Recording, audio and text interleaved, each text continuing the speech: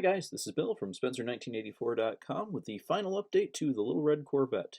Now this is going to be kind of a two-part video because I first wanted to show off what I had done with the interior in this, because if we go back and take a look at the old Corvette that I had built, one of the things that always bugged me about this was that I had left the ejector marks there in the seats.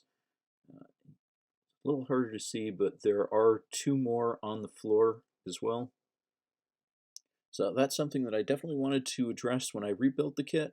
And I also wanted to kind of show you what I did, because I tried out a couple different methods.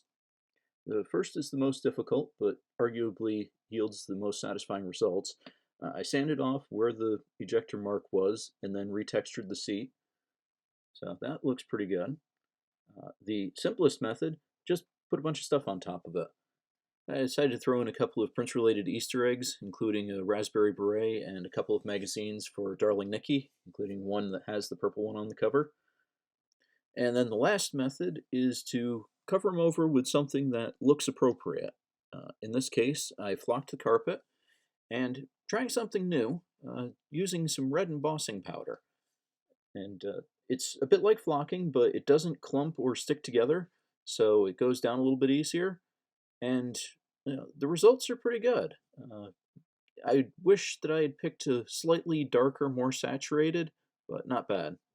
And then while I was on a roll, I threw in one more Easter egg. Got a purple windshield washer bottle here, so you hit the washer fluid, you get some purple rain on the windshield. Yeah, it's a stupid joke, but it amuses me nonetheless, so I ran with it.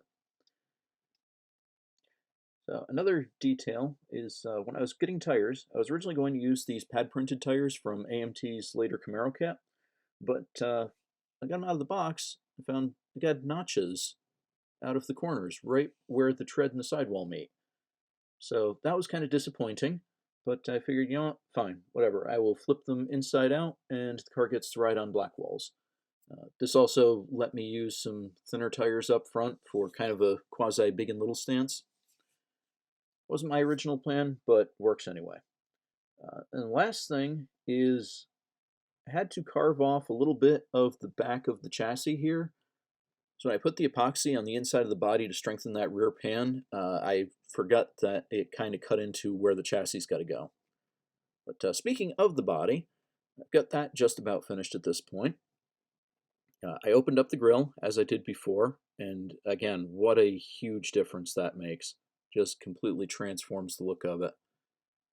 I got most of the trim on. Don't have the door handles, bumpers, things like that that I'm probably going to pop off if I were to put them on before I try to get the body on. But most of that's in place. So I'm going to get these together and I will be right back. And here it is, the finished Little Red Corvette. And overall, I'm actually pretty happy with how it turned out. I know nostalgia colored a lot of my memories of this kit. It's not as good as I remember by any stretch, but I always have fun with the MPC kits of this era. But so, at any rate, taking a look at what we've got going on, I used the kit supplied knockoffs from the hubcaps. Just thought that would be a nice little touch. Use the smaller taillights this time around. Do have a big ugly gap between the dashboard and the cowl, which when I went back and looked at the old kit, yeah, that had that too. I just completely forgot about it. I actually remembered to do the fender intakes this time, so those came out pretty good as well. And as you can see, I threw in one last Prince reference, the 1999 license plates on the vintage California Sunrise design. And I know we've pretty much seen everything about this already, but just taking one last look under the hood. Got the radiator hose on. That was the last detail that had to wait until everything was together. And yeah, have a look at the interior here.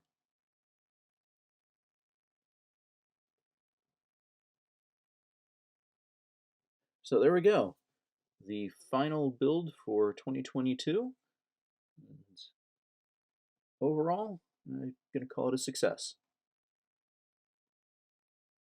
Take one more look at it. with its counterpart from about 30 years ago. Yeah, uh, happily, I have definitely made some improvements since then. Still a fun kit, nice to work on. And oh yeah,